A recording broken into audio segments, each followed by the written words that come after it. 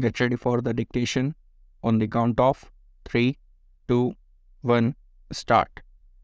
Mr. Deputy Speaker, sir, I think the House will agree with me that the Health Minister, while piloting this bill to us, made a very brilliant and studied presentation and explanation on the various provisions of this bill, and I wish to join other honorable members in congratulating warmly the Health Minister for the initiative and imagination with which he has been dealing with these terrible problems.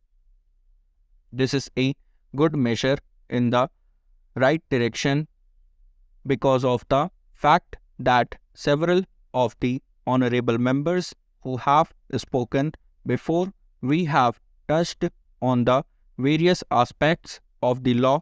I would rather view this piece of legislation more from human and philosophical angles than from a purely legalistic angle.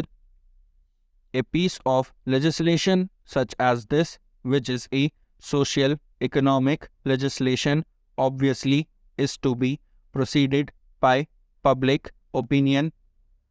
I understand that it is only the pressure of the public opinion which has compelled the government to proceed in the right direction, and they have rightly done, but it is the continuous pressure of public opinion which will make the government find out what are the effective ways and provisions in the legislation and what are the defective things which can be later on removed by further amendments.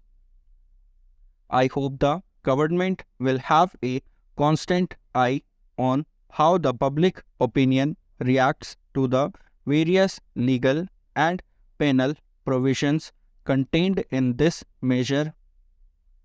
The post-war period, particularly since 1945, has been a period of tremendous advances in science and technology, but the trouble is that though science and technology have advanced, that advance is unaccompanied by an equally good advance in spirituality and truth.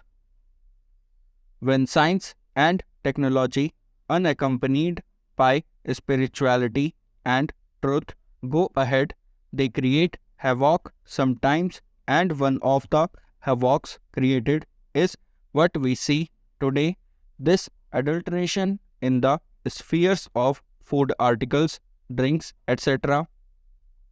This unsocial attitude and profiteering mentality, about which the minister made a very light reference in the beginning of a very small minority, has a tremendous impact on a big majority. I should say the entire nation.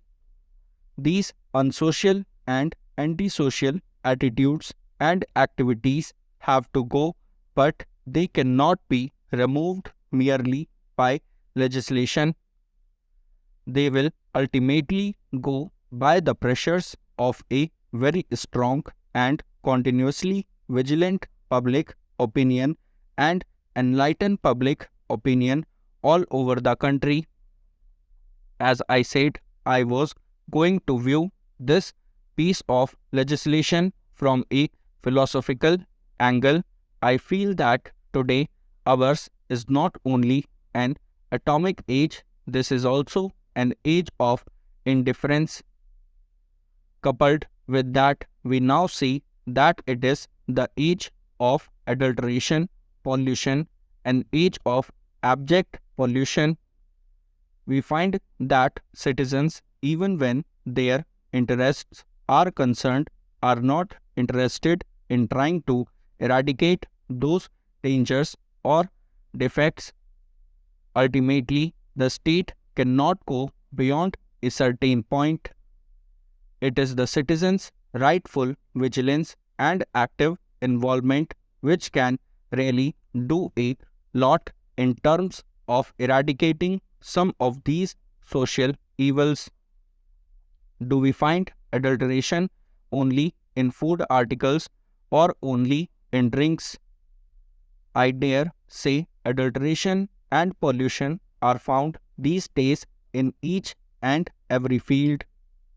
Take the political field, the economic field, the social field, the educational, cultural, literacy, and even religious fields. In fact, no field of human activity is today left out where there is not some kind of adulteration practiced.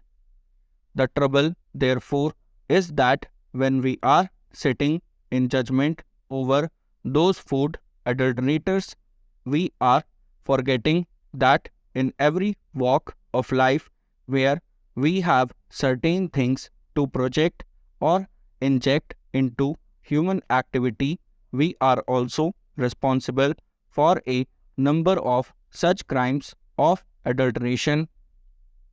Therefore, I feel that when we look at this problem, we should not forget to look at this problem in its totality also. When it comes to food and drinks adulteration, I want today that it is not only injurious to health, but it means slow and systematic and final death. Death may come at the end, but before it come, finally the man is falling in health, failing in the energy, and failing in exhibition because of the adulteration. Therefore, I feel that if you want to tackle this problem, then the government must also, through this legislation, do two things. The minister has already made a mention of it. First is the implementation.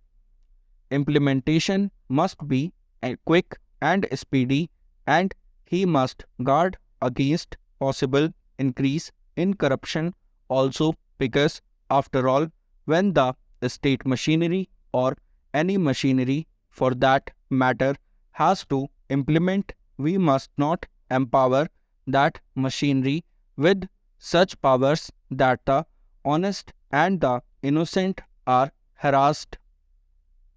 I know the minister himself said in the beginning that undue punishment and harassment will not be done to honest traders in this regard. Therefore, I want that the implementation should be quick, and at the same time proper safeguards should be there to see that corruption does not creep in a greater amount.